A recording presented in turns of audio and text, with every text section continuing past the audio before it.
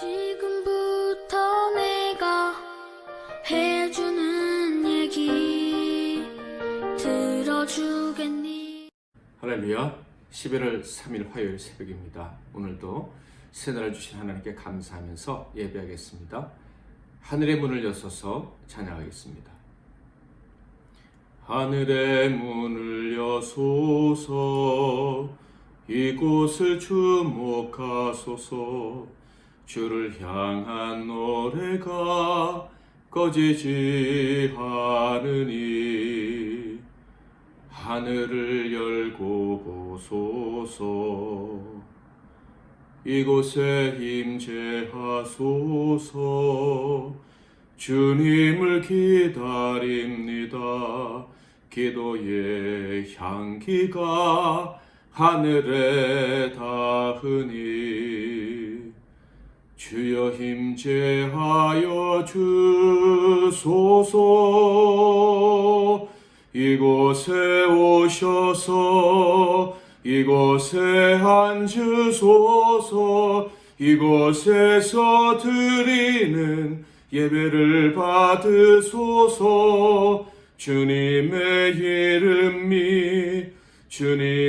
이름만이 오직 주의 이름만 이곳에 있습니다. 이곳에 오셔서 이곳에 앉으소서. 이곳에서 드리는 예배를 받으소서. 주님의 이름만이 오직 주의 이름만 이곳에 있습니다. 아멘. 오늘은 역대하 2장 말씀을 통해서 하나님 주신 은혜를 받아 누리기를 원합니다. 2장 1절부터 6절 말씀까지 제가 봉독해 드리겠습니다. 솔로몬이 여호와의 이름을 위하여 성전을 건축하고 자기 왕위를 위하여 궁궐 건축하기를 결심하니라. 솔로몬이 이에 짐꾼 7만 명과 산에서 돌을 떠낼 자 8만 명과 이를 감독할 자 3,600명을 뽑고 솔로몬이 사절을 두로왕 후람에게 보내어 이르되, 당신이 전에 내 아버지 다윗에게 백향목을 보내어 그가 거주하실 궁궐을 건축하게 한 것 같이 내게도 그리하소서. 이제 내가 나의 하나님 여호와의 이름을 위하여 성전을 건축하여 구별하여 드리고 주 앞에서 향재료를 사르며 항상 떡을 차려놓으며 안식일과 초하루와 우리 하나님 여호와의 절기에 아침 저녁으로 번제를 드리려 하오니 이는 이스라엘의 영원한 규례니이다. 내가 건축하고자 하는 성전은 크니 우리 하나님은 모든 신들보다 크심이라. 누가 능히 하나님을 위하여 성전을 건축하리요? 하늘과 하늘들의 하늘이라도 주를 용납하지 못하겠거든. 내가 누구이기에 어찌 능히 그를 위하여 성전을 건축하리요? 그 앞에 분향하려 할 따름이니이다. 아멘. 오늘은 여호와의 이름을 모실 성전, 여호와의 이름을 모실 성전 이란 제목으로 하나님 말씀을 상고하겠습니다. 솔로몬은 위대한 왕이었던 아버지 다윗에게도 허락되지 않은 성전 건축의 적임자로 선택된 사람입니다. 다윗에게조차 허락되지 않았던 그 거룩한 일에 선택되었다는 사실은 솔로몬에겐 어떤 의미로 다가왔을까? 오늘날 많은 사람들이 주를 위해 살기로 헌신하고 그래서 목사가 되고 선교사가 되고 또 다양한 형태의 교회의 일꾼이 되어서 섬기고 있습니다. 사명감을 가지고 살아가고 있죠. 그들 모두는 하나님을 위해서 선택받고 또 헌신했으니 참 귀한 도구로 쓰임받기를 소망합니다. 그렇지만 내 자신이 쓰임받기 합당한 종이라는 확신을 가진 자로 평생 살아가는 사람은 얼마나 될까 하는 생각을 해봅니다. 한 걸음 더 나아가서 나는 정말 내가 만족하고 그리고 하나님과 이웃을 만족시킬 수 있는 일꾼이다 라는 확신이 있는 사람은 얼마나 될까 하는 생각을 해봅니다. 솔로몬에게는 확실한 증거가 있었습니다. 아버지를 통해서 주신 약속이죠. 그리고 성전을 건축할 때 필요한 모든 것까지도 하나님께서 그 아버지 다윗을 통해 다 준비해 놓으셨다는 것입니다. 그럼에도 불구하고 솔로몬은 두려웠던 것 같습니다. 내가 정말 하나님의 일에 합당한 사람인지. 그래서 힘을 다해서 하나님을 찾았습니다. 하나님을 찾고 은혜를 구했습니다. 놀랍게도 하나님이 만나 주셨죠. 그리고 그가 하나님이 맡겨준 사명을 잘 감당할 수 있도록 지혜와 지식을 주시겠다고 약속을 하셨습니다. 하나님께서 하나님의 일을 맡겨주셨을 뿐만 아니라 맡겨주신 그 일을 다 감당할 수 있는 확실한 증거들을 언약과 함께 주신 것입니다. 세상에서 이 주를 위해 살기 원하는 사람들 중에 이런 은혜를 받은 사람은 얼마나 될까 하는 생각을 해봅니다.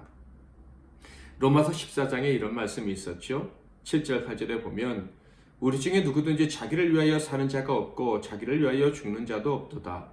우리가 살아도 주를 위하여 살고 죽어도 주를 위하여 죽나니 그러므로 사나 죽으나 우리가 주의 것이로다. 이 로마서 편지를 받는 사람들은 로마 교회 성도들입니다. 로마 교회 성도들이다 라고 하면 박해의 시기에도 믿음을 지켰던 사람들입니다. 그러니 그 사람들은 다 주를 위해 나는 살고 주를 위해 죽을 것이다 라고 이 작정한 사람들, 헌신된 신자들, 성숙한 신자들이라는 것을 알 수가 있어요. 충분히 짐작하고도 남지요. 박해 속에서 교회를 믿음을 지키려면 정말 이 정도의 마음가짐이 없이는 불가능했을 것입니다. 자, 그런데 놀라운 것은 그런 헌신된 성도들 중에도 갈등이 있었다 하는 것입니다. 로마서 14장에서 그것을 발견할 수가 있어요. 믿음이 강한 자와 약한 자 사이에 갈등이 있었다. 그것도 먹는 것과 그리고 절기를 지키는 문제로 참 사소한 문제로 갈등이 있었다 하는 것입니다. 그러니까 주를 위해 살려고 헌신했습니다. 그런데 주를 위해 살고 싶은데 살다 보니까 하나님의 영광을 가리는 자가 되었다 하는 것입니다. 하나님의 영광을 드러내기는커녕 하나님의 영광을 가리는 안타까운 성도가 이 헌신된 자들로 가득한 주를 위해 살고 주를 위해 죽기로 작정한 이 로마 교회 교인들 가운데 있었다는 거예요. 그래서 심지어 주의 일을 하려고 주를 위해 살려고 헌신된 자들이 이 잘못된 행실을 보임으로 말미암아 세상으로부터 비방도 받았구나 하는 것을 짐작하는 말씀이 기록되어 있죠. 로마서 14장 16절 그러므로 너희의 사는 것이 비방을 받지 않게 하라. 도대체 왜 이런 일이 일어날까요? 속아서 그렇죠. 자기 자신에게 속고 또 잘못된 사람들의 말이나 이론이나 또 경험에 속은 것입니다.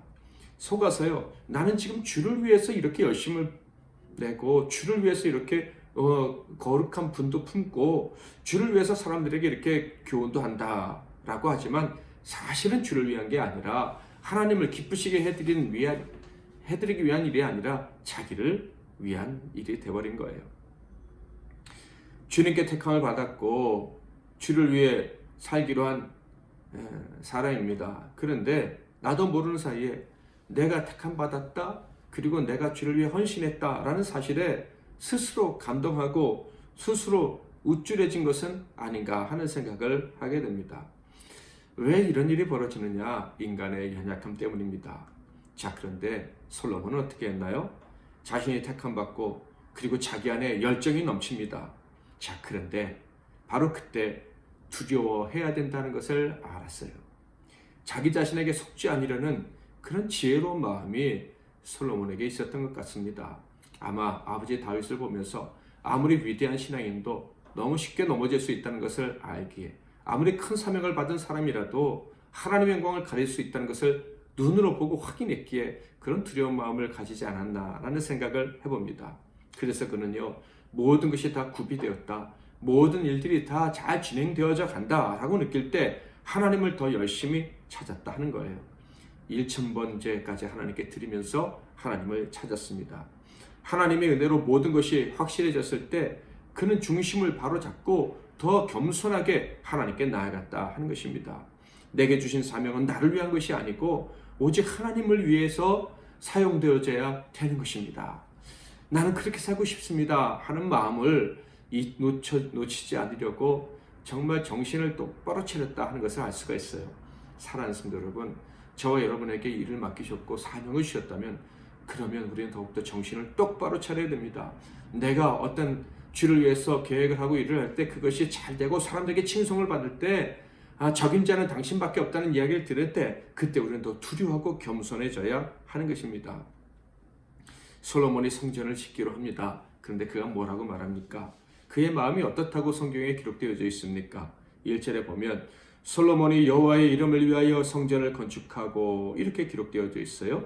1절 말씀을 보면 그가 얼마나 겸손한 사람이었는지 알 수가 있습니다. 하나님을 위하여라고 하지 않고 하나님의 이름을 위하여라고 말했다는 거예요. 즉 자기가 짓는 성전에는 하나님을 모시는 것이 아니라 하나님의 이름을 모실 뿐이다 라고 얘기를 하고 있는 것입니다. 성전을 건축하려고 두로의 왕에게 백형목과 건축 기술자들을 요청할 때도 그는 이렇게 말했습니다. 4절 이제 내가 나의 하나님 여호와의 이름을 위하여 성전을 건축하여 구별하여 드리고 주 앞에서 향재료를 사르며 항상 떡을 차려놓으며 안식일과 초하루와 우리 하나님 여호와의 절기에 아침 저녁으로 번제를 드리려 하오니 이는 이스라엘의 영원한 규례니이다. 그는 하나님을 위한 것이 아니라 하나님의 이름을 위하여 성전을 짓는다는 사실을 분명히 인식하고 있었어요.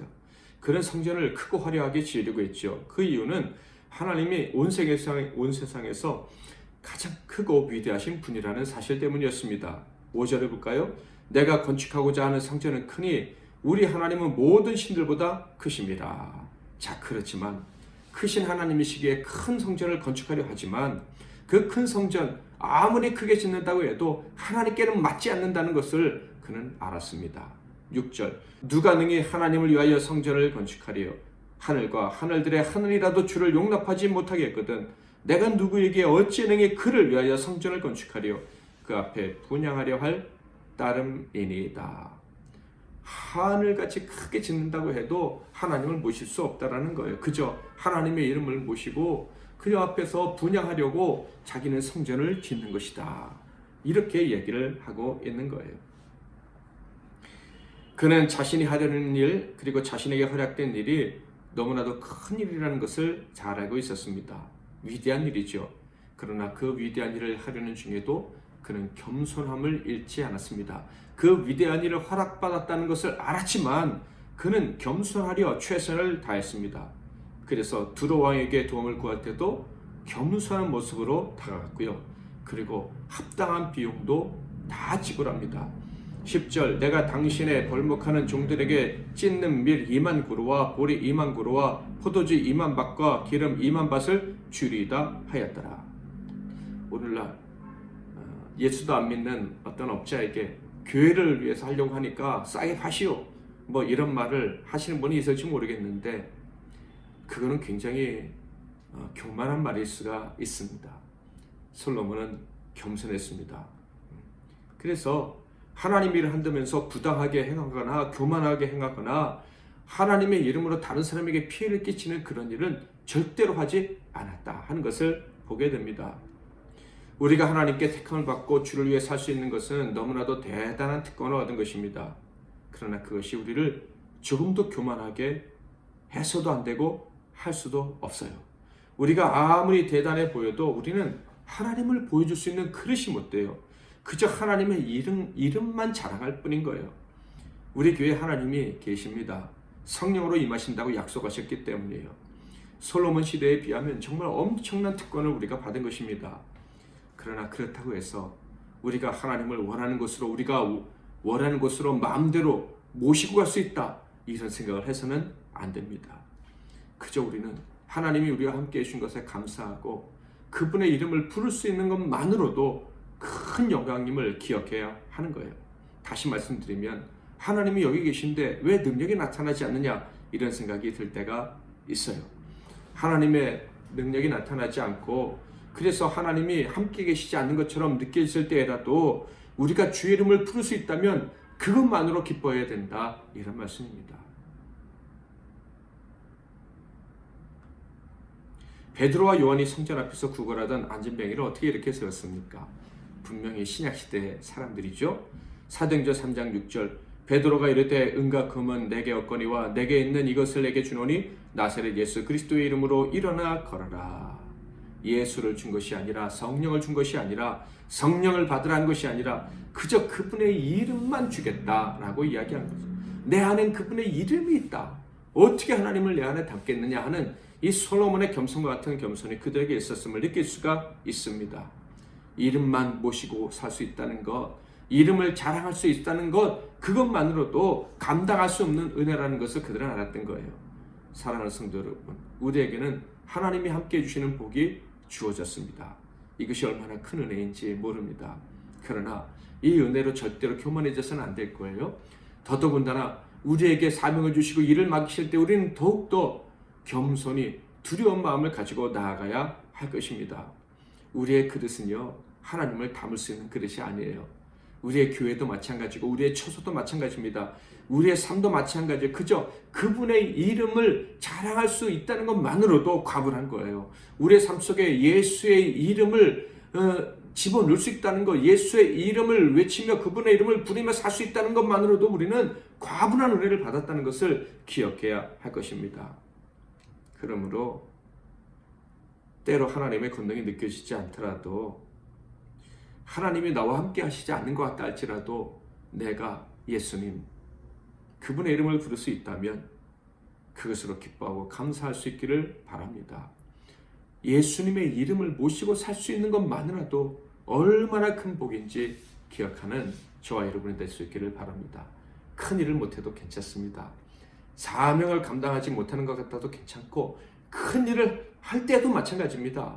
예수의 이름, 그분의 이름만으로 우리는 기뻐하고 즐거워해야 할 것입니다. 하늘의 문을 여소서 찬양하겠습니다. 하늘의 문을 여소서, 이곳을 주목하소서. 주를 향한 노래가 꺼지지 않으니 하늘을 열고 보소서. 이곳에 임재하소서. 주님을 기다립니다. 기도의 향기가 하늘에 닿으니 주여 임재하여 주소서. 이곳에 오셔서 이곳에 앉으소서. 이곳에서 드리는 예배를 받으소서. 주님의 이름만이, 오직 주의 이름만 이곳에 있습니다. 이곳에 오셔서 이곳에 앉으소서. 이곳에서 드리는 예배를 받으소서. 주님의 이름만이, 오직 주의 이름만 이곳에 있습니다.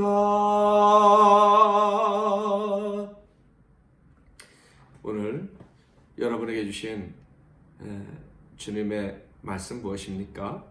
여러분이 깨닫고 감동을 받고 혹은 기도해야 될 제목으로 느껴지는 것은 무엇입니까? 주님의 이름을 부르면서 주님의 이름을 부를 수 있다는 것이 가장 큰 은혜요 특권임을 기억하면서, 그것만으로도 감당할 수 없는 은혜를 받았다는 것을 기억하면서 기도하시고, 여러분의 모든 오늘 하루의 순간순간 동안 예수의 이름을 부르며 그것으로 인하여 담대하고 또 기뻐하며 살아갈 수 있게 해달라고 기도하면 좋겠습니다. 나라와 민족과 교회를 위해서 기도하시고요. 제가 잠깐 기도하고 여러분 이어서 기도하시고 하루를 시작하시기를 바랍니다. 하나님 아버지, 우리 교회와 이제 더 이 신약 시대를 맞이해서 우리의 몸이 예수의 이름을 모실 수 있도록 허락해 주시니 감사합니다. 그 위대한 왕 솔로몬조차도 하나님을 모실 수가 없다는 것 알고 있었습니다. 감히 어떻게 우리가 그 하나님의 영광을 날마다 모시고 살 수가 있겠습니까? 하나님의 이름을 부를 수 있다는 것만으로도, 하나님 앞에 분양하는 것만으로도 감지덕지했던 솔로몬처럼 하나님의 이름을 부르며 예수 이름 부르며 찬양할 수 있다는 것만으로도 기뻐하고 감사하며 오늘 하루를 사는 그리고 우리의 생애를 살아가는 우리 모두가 되게 하옵소서. 오늘도 순간순간 예수 이름 부를 때 내가 예수 이름을 부를 수 있다는 것 자체로 얼마나 큰 복인가 기억하며 사는 하루가 되게 하옵소서. 예수 그리스도의 이름으로 기도하옵나이다. 아멘.